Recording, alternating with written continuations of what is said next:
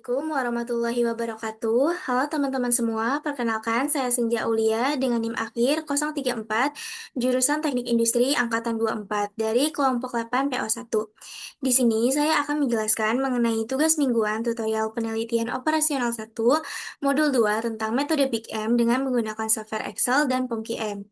Baik, di sini terdapat soal shift 1, yaitu Parudi adalah seorang peternak ayam di Jambi, sedang berusaha menyusun formulasi pakan ternak yang efisien dan hemat biaya. Ia memiliki tiga jenis bahan pakan utama yang tersedia di pasaran, yaitu jagung, dedak padi, dan bungkil kedelai. Nah, setiap bahan memiliki harga dan kandungan nutrisi yang berbeda-beda. Untuk meningkatkan efisiensi usaha ternaknya, Parudi ingin menyusun formulasi pakan harian ayam yang memenuhi kebutuhan nutrisi minimum yang memuat protein, karbohidrat, lemak, dan serat, serta dapat dipenuhi dengan biaya serendah mungkin. Setelah mencari informasi dari penyuluh dan sumber internet terpercaya, ia memperoleh data nutrisi dari masing-masing bahan pakan, yaitu sebagai berikut. Di sini terdapat tabel kebutuhan minimum nutrisi. Untuk jagung mengandung 9 kg protein, 74 kg karbohidrat, 4 kg lemak, dan 13 kg serat. Untuk dedak padi mengandung 13 kg protein, 66 kg karbohidrat, 3 kg lemak, dan 18 kg serat. Sedangkan untuk bungkil kedelai mengandung 44 protein, 22 kg karbohidrat, 1 kg lemak, dan 33 kg serat. Sementara itu, kebutuhan minimum nutrisi perharinya yaitu 20 kg untuk protein, 60 kg karbohidrat, 5 kg lemak, dan 15 kg serat. Adapun harga per kilogram dari masing-masing bahan pakan yaitu untuk jagung 8.500, dedak padi 4.000, dan bungkil kedelai 8.000.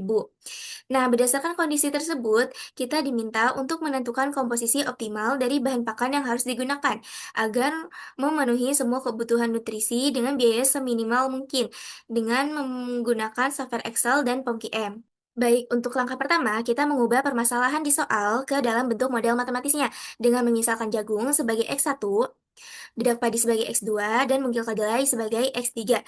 Jadi, terdapat tiga variabel keputusan. Selanjutnya, karena di soal diminta biaya minimal, maka kita gunakan Z-min dengan persamaan 8.500 X1 ditambah 4.000 X2 ditambah 8.000 X3. Angka ini didapat dari harga masing-masing variabel tersebut. Kemudian, terdapat kendala pada soal berupa nutrisi, yaitu protein, karbohidrat, lemak, dan serat. Untuk fungsi kendala dari masing-masing nutrisi, kita bisa lihat dari keterangan yang ada pada tabel yang dilampirkan di soal. Untuk protein, yaitu 9x1 ditambah 13x2 ditambah 44x3 harus lebih dari atau sama dengan 20.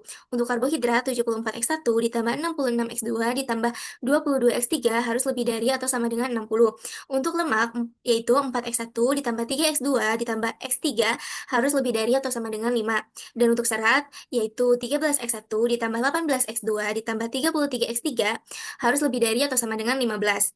Adapun batasan non negatifnya yaitu x1, x2, x3 lebih dari sama dengan 0. Selanjutnya adalah kita harus mengubah bentuk umum ini menjadi bentuk persamaan atau bentuk baku. Terdapat ketentuan untuk penambahan variabel yaitu jika tandanya lebih dari sama dengan, maka harus dikurangi variabel surplus atau S dan ditambahkan variabel artifisial atau A. Karena di bentuk umum tandanya sama semua, yaitu lebih dari sama dengan, jadi kita kurangi S dan ditambah A. Hingga dibentuk baku untuk protein dikurangi S1 dan ditambah A1, untuk karbohidrat dikurangi S2 ditambah A2.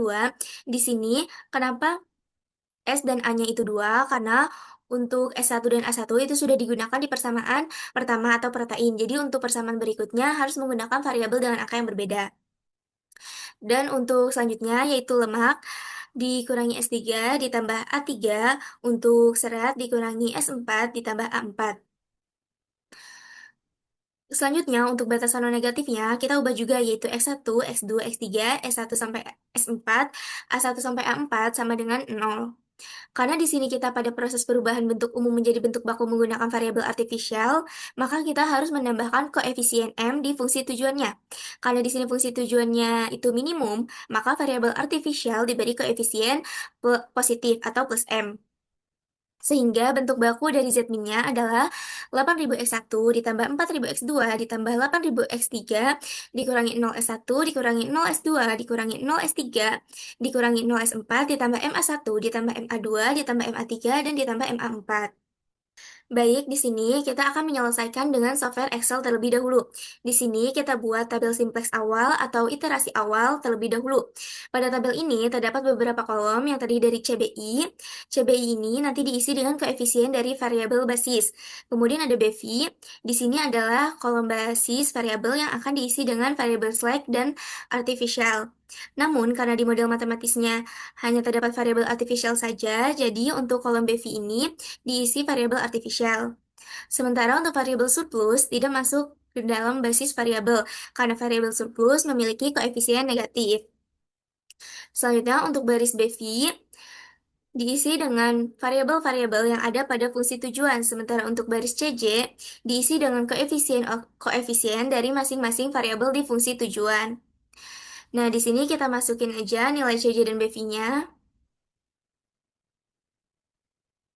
Nah, untuk baris jajar dan BV-nya ini diisi dengan bentuk persamaan di Jetme. Nah, untuk kolom BV-nya kita isi dengan variabel artificialnya.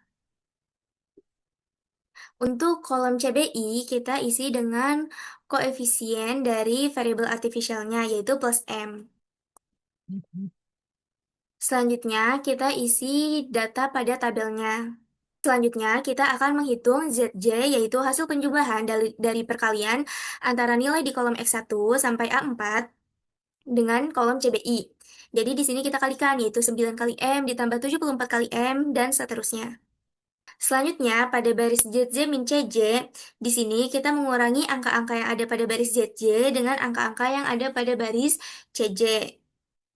Sehingga didapatkan hasilnya sebagai berikut. Setelah kita menemukan ZJ min CJ-nya, kita bisa menentukan kolom kunci. Karena pada soal diminta untuk meminimalkan biaya, maka kita harus pilih kolom kunci dengan angka positif yang terbesar. Kita bisa lihat di sini bahwa nilainya itu untuk nilai M-nya sama semua 100 M. Jadi kita bisa misalkan saja kalau misalnya M-nya itu kita misalkan menjadi satu. Jadi untuk nilai positif terbesarnya itu ada di kolom X2, yaitu 100M min 4000.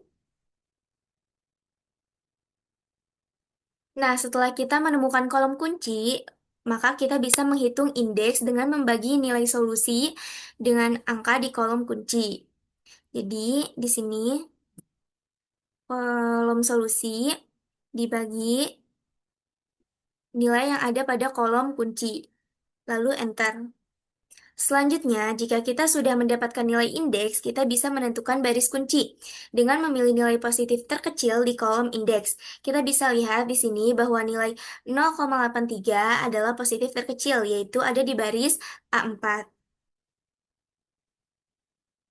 Nah, jika kita sudah menentukan baris kunci dan kolom kunci, kita sudah bisa menemukan elemen kunci atau perpotongan antara kolom kunci dan baris kunci. Di sini perpotongannya yaitu di 18 ini. Di sini kita bisa lihat di baris ZJ min CJ masih banyak angka-angka yang memiliki nilai positif sehingga untuk mendapatkan nilai optimal atau hasil optimal untuk kasus minimasi itu nilai ZJ min CJ-nya harus lebih kecil atau sama dengan 0. Sehingga kita harus melanjutkan ke iterasi selanjutnya atau iterasi ke satu. Selanjutnya, untuk iterasi satu itu untuk baris CJ dan BV-nya, itu sama untuk semua iterasi. Yang berbeda itu yaitu di kolom CBI dan di kolom BV. Di sini, karena kita udah dapat kolom kuncinya yaitu di X2, dan baris kuncinya di A4, maka kita ubah kolom BV yang A4 ini dengan kolom kuncinya yaitu X2. Untuk CBI-nya juga sama, kita ubah sesuai dengan koefisien dari X2 yaitu 4000. Untuk yang lainnya itu tetap sama. Lalu kita isi tabel iterasi di baris yang mengalami perubahan yaitu X2 yang sebelumnya itu A4 dengan membagi nilai di kolom lama yang di iterasi awal dengan elemen kuncinya. Jangan lupa kita kunci dengan menekan Fn F4. Lalu enter. Selanjutnya, kita isi baris A1 dengan rumusnya yaitu sama dengan nilai di kolom yang lama dari A1 dikurangi dengan kolom kunci yang sebaris dengan A1. dikali dengan baris kunci yang sekolom dengan A1, lalu dibagi dengan elemen kuncinya.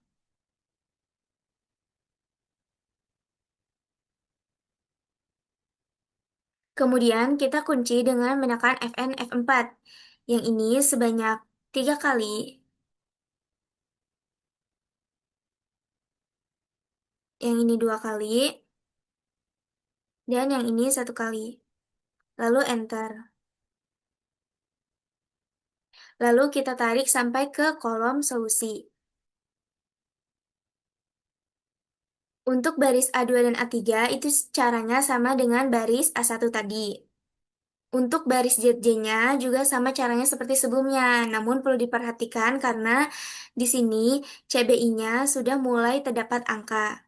Selanjutnya, untuk baris ZJ min CJ-nya, yaitu caranya sama dengan mengurangi baris ZJ dengan baris CJ. Selanjutnya sama, kita bisa menentukan kolom kunci dengan nilai ZJ min CJ yang memiliki positif terbesar, yaitu yang di kolom X1. Kemudian, kita cari indeksnya dengan membagi solusi dengan angka di kolom kunci. Sama dengan solusi dibagi angka di kolom kunci. Enter. Lalu, kita pilih baris kunci dengan nilai positif terkecil di indeks, yaitu di 0,19 di baris A2.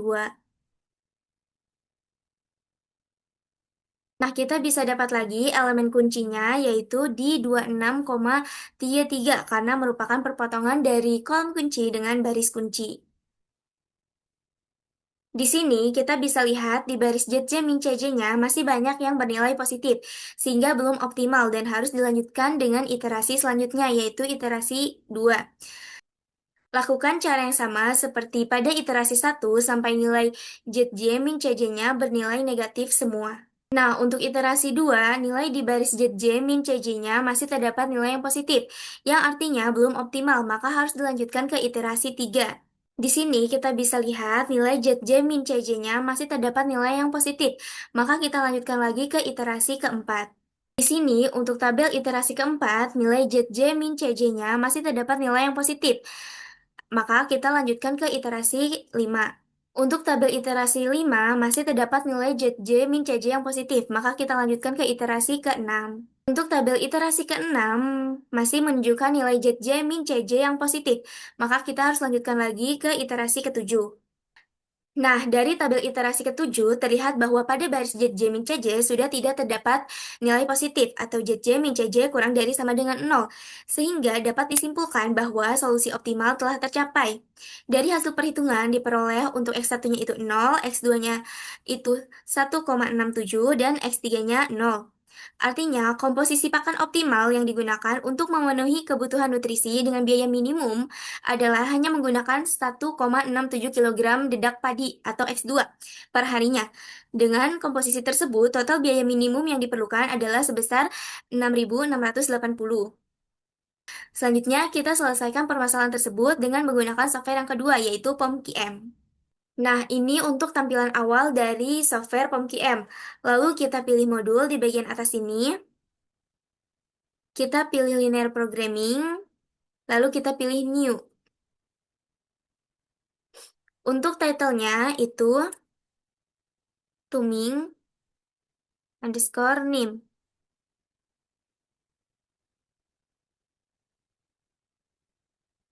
Selanjutnya, kita isi number of constraint atau batasan yang kita punya dari permasalahan itu dari bentuk umum yang sudah kita buat, yaitu pada nutrisi. Jadi ada 4, protein, karbohidrat, lemak, dan serat.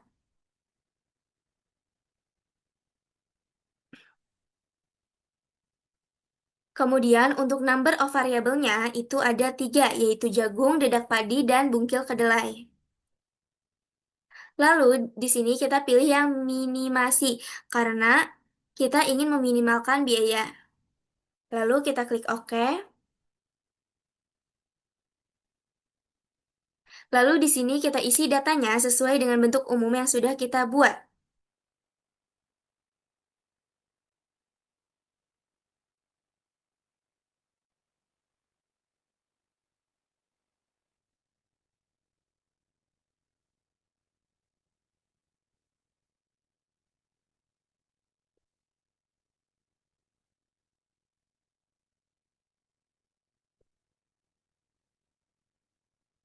Jika sudah, maka kita klik solve untuk melihat hasilnya.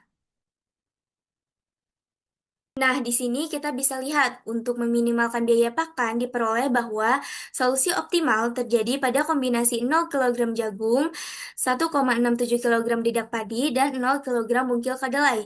Dengan komposisi tersebut, semua kebutuhan nutrisi terpenuhi dengan biaya minimum sebesar 66,67 atau dibulatkan menjadi 6.680. Nah, di sini kan terdapat kolom dual. Terlihat bahwa pada protein, karbohidrat, dan serat memiliki nilai nol yang berarti penambahan kebutuhan pada ketiga nutrisi tersebut tidak akan mempengaruhi biaya minimum. Sebaliknya, pada lemak memiliki nilai minus 1,333, menunjukkan bahwa peningkatan kebutuhan lemak sebesar 1 unit atau kilogram akan menyebabkan kenaikan biaya minimum sebesar 1,33 tersebut. Baik, untuk kesimpulannya, berdasarkan kedua software tersebut, yaitu Excel dan POMQM, menunjukkan nilai atau hasil yang sama, yaitu untuk meminimalkan biaya pakan digunakan dedak padi sebanyak 1,67 kg, sementara jagung dan bungkil kedelai tidak digunakan. Dengan komposisi ini, seluruh kebutuhan nutrisi dapat terpenuhi dengan biaya minimum sebesar 6.680 per hari. Baik, sekian penjelasan dari saya mengenai tugas mingguan dari PO1 tentang modul 2 ini. Semoga dapat dipahami dan dapat membantu teman-teman. Terima kasih. Wassalamualaikum warahmatullahi wabarakatuh.